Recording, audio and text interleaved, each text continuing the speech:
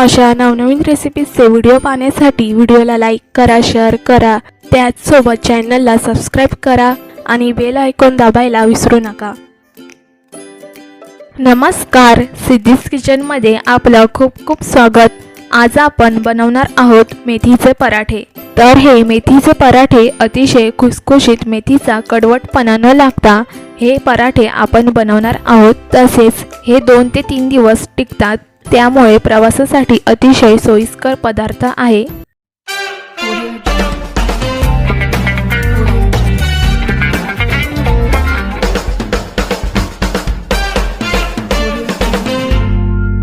यासाठी लागणारे साहित्य 2 वाटी गव्हाचे पीठ, अर्धी वाटी बेसन, तसेच इथे मी 1.5 वाटी मेथीची फक्त पाने बारीक चिरून घेतलेली आहे। इथे मी मेथीची देठं घेतलेली नाहीये। तसेच इथे मी मिरची, लसूण आणि जिऱ्याची पेस्ट 2 टेबलस्पून घेतली आहे।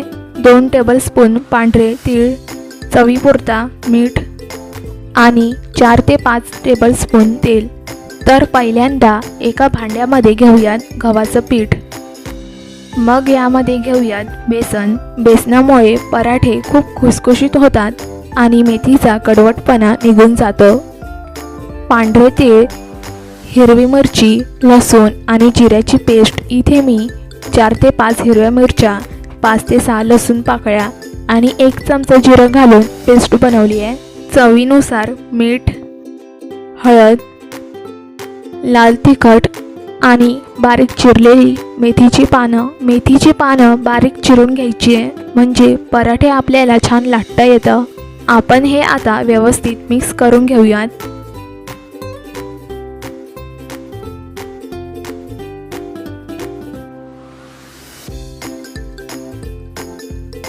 पीठ मळताना यामध्ये थोडं थोडं पाणी घालून एकसारखं मळून घेऊयात।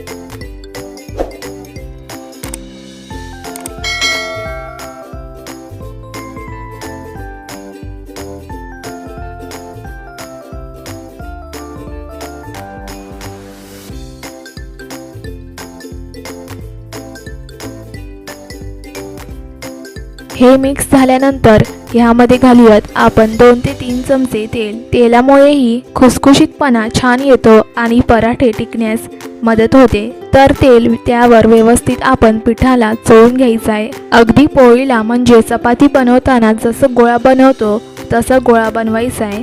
फार घट्टही नको, फार सैलही नको।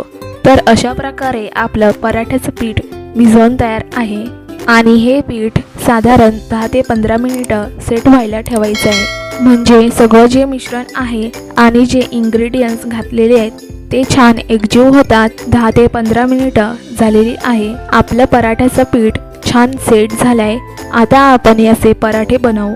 तर पराठे बनवण्यासाठी आपल्याला एका प्लेटमध्ये थोडंसं गव्हाचं पीठ घ्यायचं आहे।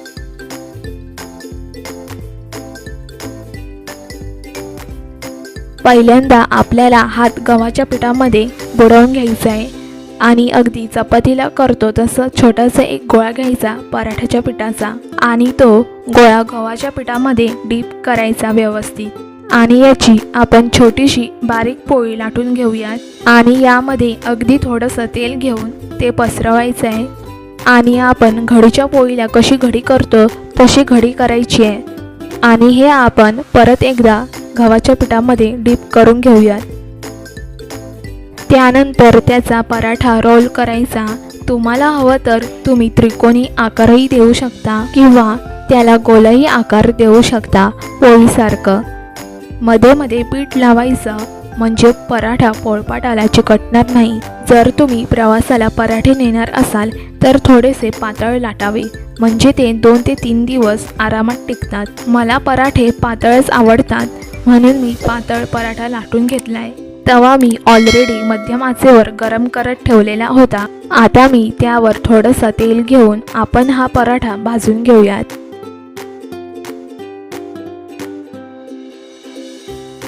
पराठा भाजून घेईपर्यंत आपण इथे दुसरा पराठा लाटून घेऊ।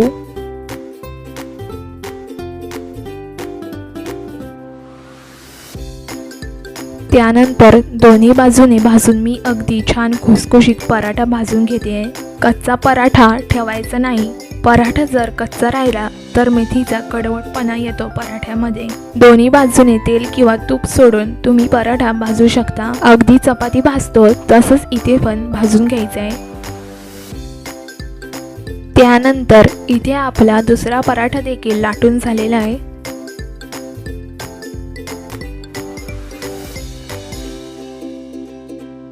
तर तुम्ही इथे बघू शकता की आपला पराठा भाजून झालेला आहे. आता दुसऱ्या बाजूने अजून एकदा भाजून घेऊयात.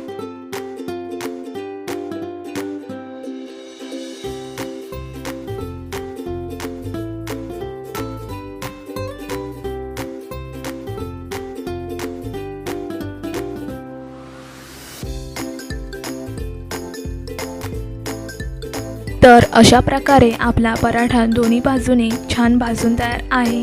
तर आता बाकीचे पराठे सुद्धा ह्याच पद्धतीने करून घेऊयात.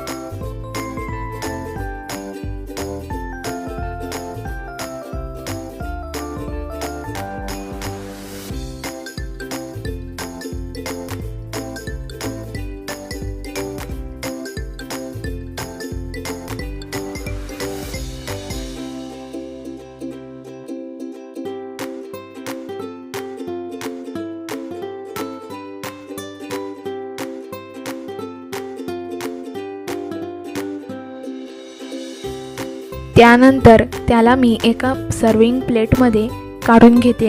खाण्यासाठी तयार आहे मेथीचे पराठे. तुम्ही हे पराठे लोणचं, दही किंवा टोमॅटो सॉस बरोबर सर्व करू शकता. आणि प्रवासामध्ये जायचं असेल तर तुम्ही हा पराठा नेता त्याबरोबर थोडीशी शेंगदाण्याची चटणी किंवा लसणाची चटणी घेऊन गेलात तर त्याबरोबर हे खाऊ शकता. तर तुम्ही पण ही रेसिपी नक्की ट्राय करा आणि कशी झाली आहे हे आम्हाला कमेंट करून नक्कीच कळवा. जर तुम्हाला हा व्हिडिओ आवडला तर व्हिडिओला लाईक करा, शेअर करा, तसेच आमच्या चॅनलला सबस्क्राईब करा आणि लवकरच भेटू अशा छान छान रेसिपीज बरोबर.